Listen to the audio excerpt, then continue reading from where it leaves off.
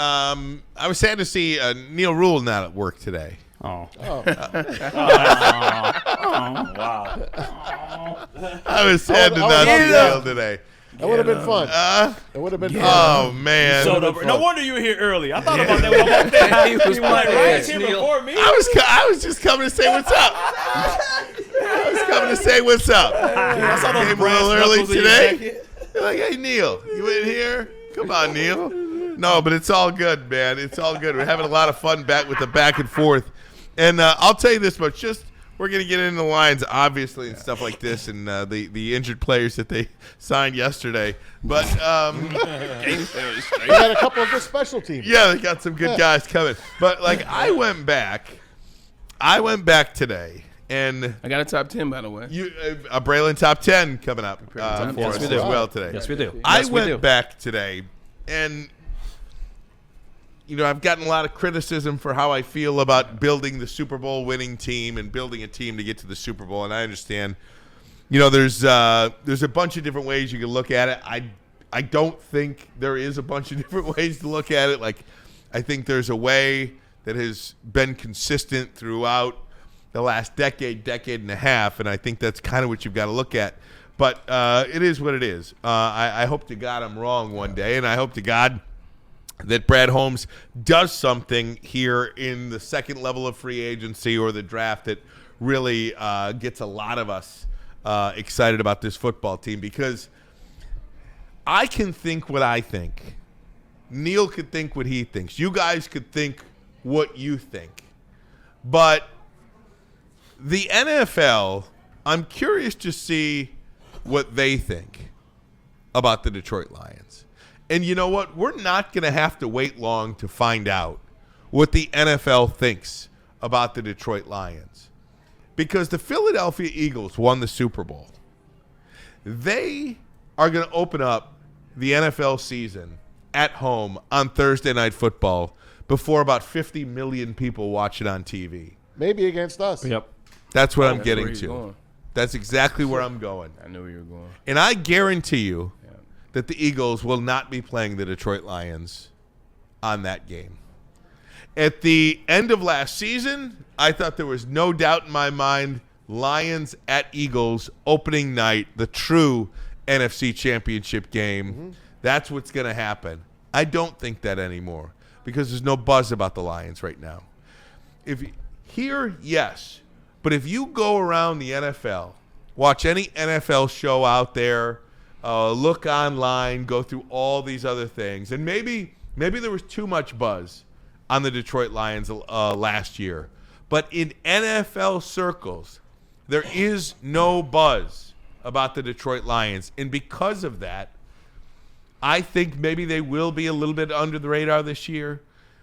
Right now, there's no doubt in my mind. I think it's going to be the Chicago Bears replacing the Detroit Lions as the big, beautiful story that the NFL has to offer. It's going to be Bears at Lions. Bears at Eagles. I don't think I'm wrong about that. But if I am, we'll see. But the NFL, they'll tell you everything they need you to know about the Detroit Lions here coming up. Yeah. If they pass over Detroit at Philadelphia, I think that's going to say a lot. Because they want to give you the best matchup. They want to give you the matchup that people in the country want to see. They want to give you the matchup on Thursday Night Football. It's the Lions then, right? Excuse me? It's the Lions then. It's the Lions and Eagles. I said it when the season was over. Okay. Look, It's got to be that game. Who wants to see the Bears? We're the only ones that paid attention to the Bears.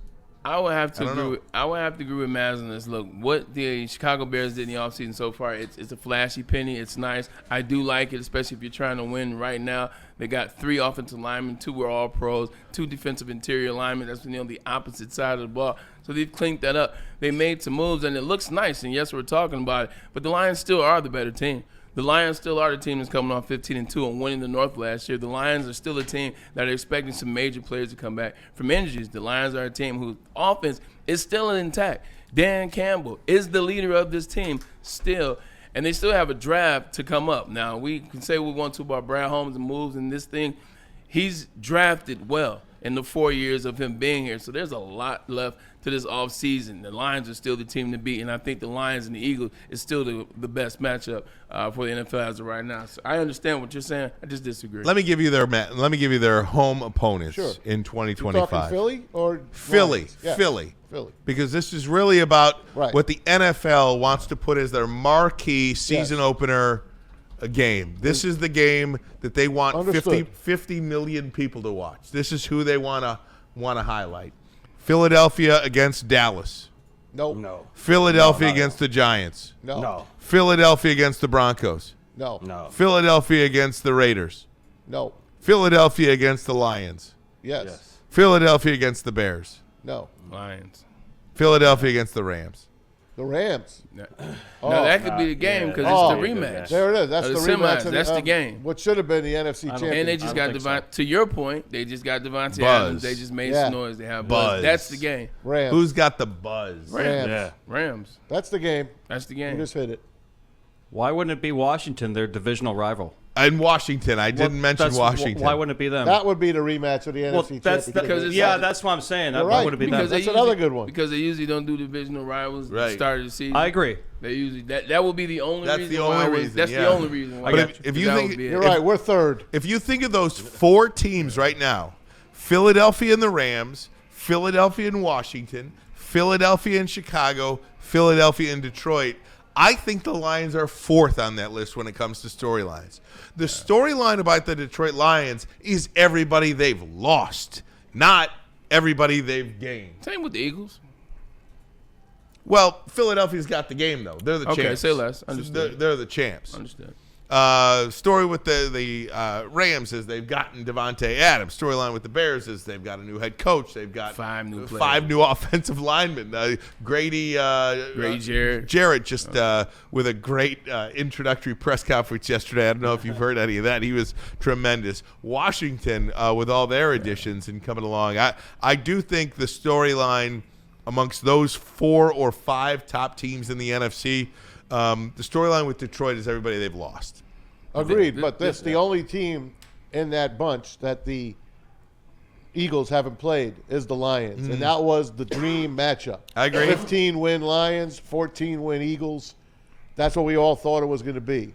You already beat the hell out of Washington, and you barely beat the Rams. I mean, this isn't an argument that's going to be settled today, but it is something that I thought about because I tried to re-examine like how I've been looking at this Lions situation. And I was like, well, okay, you know what? Maybe the Lions, maybe the NFL could tell me if I'm validated in how I feel about this or not, because I don't think there was any question that the Lions were going to open up in Kansas City. That's just based on the way they beat the Packers that one year and how much excitement was going into that year. And then last year there wasn't an opportunity. They weren't on the schedule. They weren't on the away schedule. But Even that was luck, though. Like we wanted that game, and we Mm-hmm. hoped that we would get that game. How we finished, and in the city, we probably thought it was a sure thing, but it probably was a long shot. it was okay. But then again, here comes the NFL telling you what they expect. What they see, yeah, what that's true. they see. They saw it. They saw it. They saw this demand for this football team, and is that demand still there? Is that demand still there for the Detroit Lions nationally?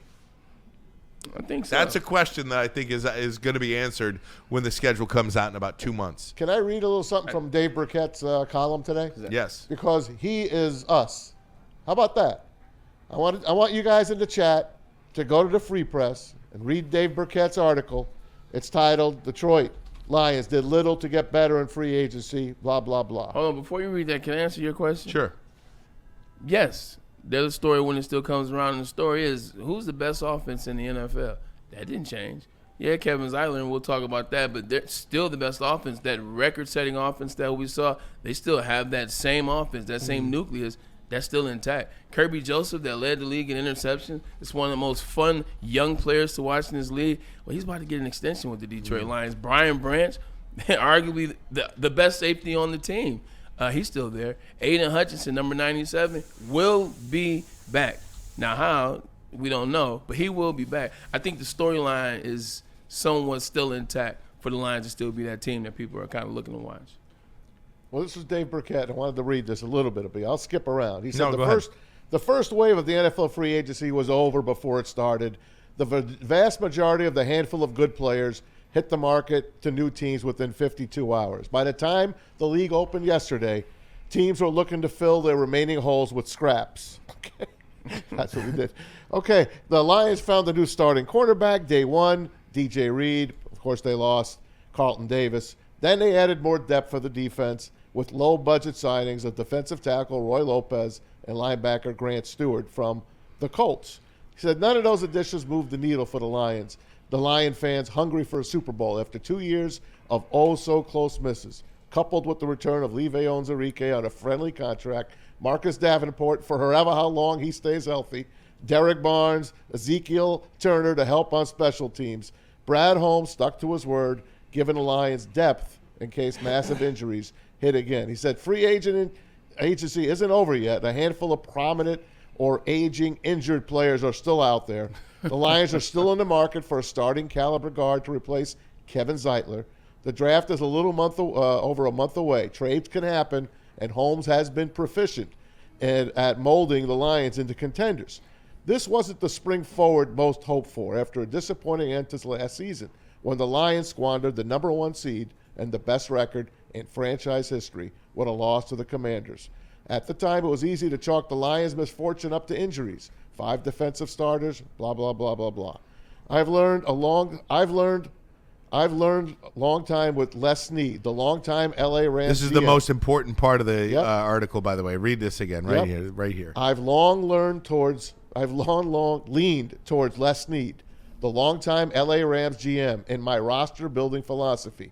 Building through the draft is important, the foundation for any good team. But star players at key positions are what put teams over the top. There comes a point in every team's rise where the chance to acquire a special talent or two is worth the money or draft pick compensation on future salary cap flexibility.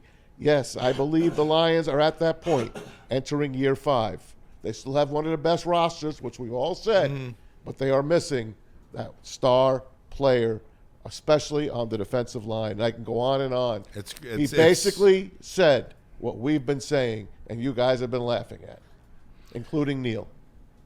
Yeah, and thing one, this is coming from Dave Burkett, who I think has the best post of Detroit Lions in the city. I mean, he's the best beat reporter in the city. Period. Yeah, 100%. And this is coming from him, straight up. And then thing two, finally, I do like one of the free agents that the Lions picked up. I thought he was intricate in the rush game last year. Tremendous in what Dave Montgomery and Jahmyr Gibbs were able to do. Or they let him go. So you finally get another free agent that I do like in Kevin Zeitler, and then you let him go. That was just 2 things. Again, here's people are saying money. Rams have it. We don't. Yes, we do. So the thing about that too is, the salary cap. I'm sorry, the salary cap is fake in the NFL. It just is. Yes, it is. Just last week, I believe, Patrick Kansas Mahomes City saved $50 million. Patrick Mahomes and who's the defensive lineman? Chris Jones. Chris Jones. Patrick Mahomes and Chris Jones restructured their contracts, and by a stroke of the pen, freed up $49.5 million. 4th time, by the way, for Patrick Mahomes restructuring. Just by doing whatever they have to do to get paid differently, freed up $49.5 million in salary cap space. So Kansas City can then go ahead and do whatever they wanted. The salary cap in the NFL is fake. I will go to my grave with that. And they add to it every year. And they add to it every year. Depend on an extra whatever. Well, remember the one year? million. Remember the 1 year Green Bay was $85 million Under. over, Right. Over, and then the Saints 24 hours. Saints. Maybe it was the Saints. It was the Saints. Then 24 hours later, they were $36 million Right. under. Yeah. Wow. Just by not cutting any players. Eventually, you have to pay. Eventually. Right. Yeah. I don't want eventually. I want now. Well, it just goes to show you too, this leads into my next segment. When you have the opportunity to go all in and do it, this is what we're talking about, because there are very few teams in the NFL that actually make it to a Super Bowl. And no, I'm not trying to be cute where I say, oh yeah, only 2 teams every year are going to the Super Bowl. No. It takes a very rare team to go to the Super Bowl. And I'm wondering if Lions.